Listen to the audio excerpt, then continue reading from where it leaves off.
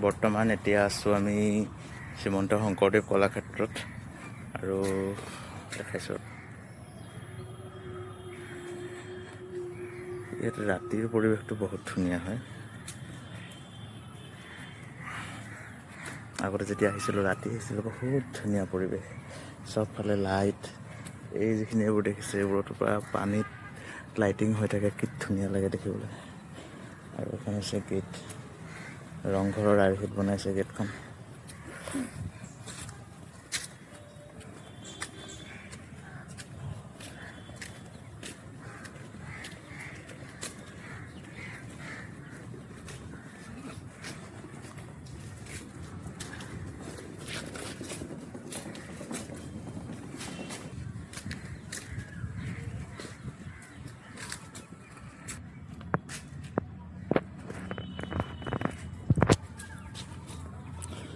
এইটো হৈছে ম'হ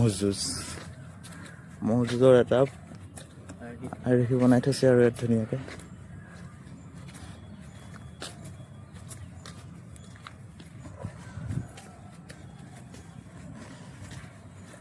ৰংঘৰ বাকৰি মঞ্চ, এইটো হ'ল গজ্জৱাল লিখা আছে আৰু গজ্জৱাল বুলি। বাকী সেই আমি তালৈ গৈ আছোঁ ভিতৰত মিউজিয়ামলৈ, পূৰ্বজ্যোতি সংগ্ৰহালয়। এফালেদি যাওঁ হা।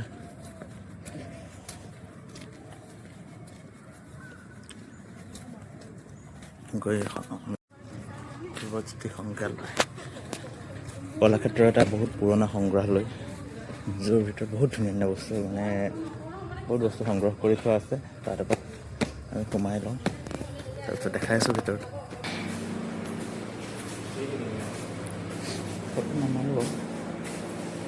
বৰাহ, নৰসিংহ, এই যে ভাওনাত যে ওলাই যে মুখাখন যে এনেকৈ বনাই থোৱা নাই, এই মাজুলীৰ হয় মুখা শিল্পটো।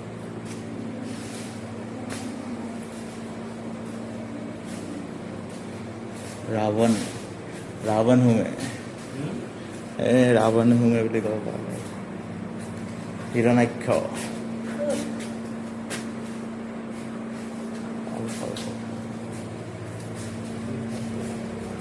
বানাহৰ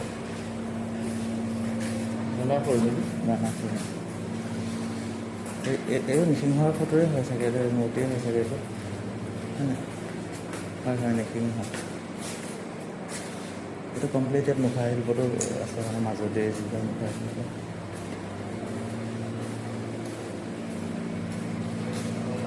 সূত্ৰধাৰ,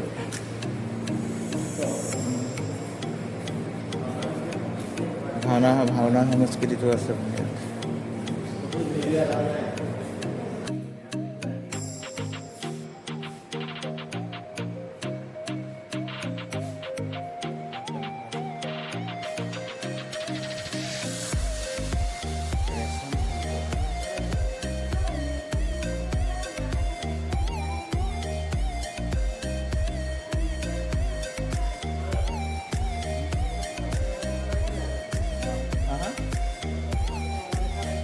কি লগাইছে?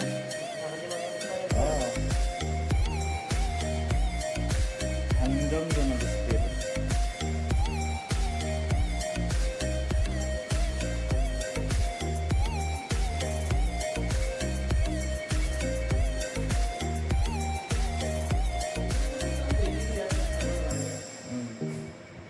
আৰু ওপৰলৈ যাওঁ ন, এয়া হৈ গ'ল আমাৰ অসমৰ বিহু সংস্কৃতি।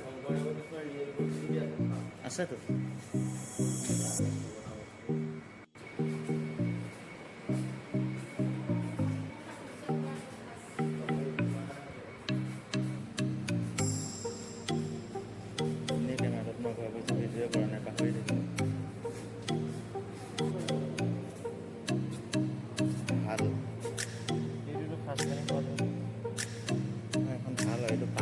আগতে ভাঙৰ সেইটো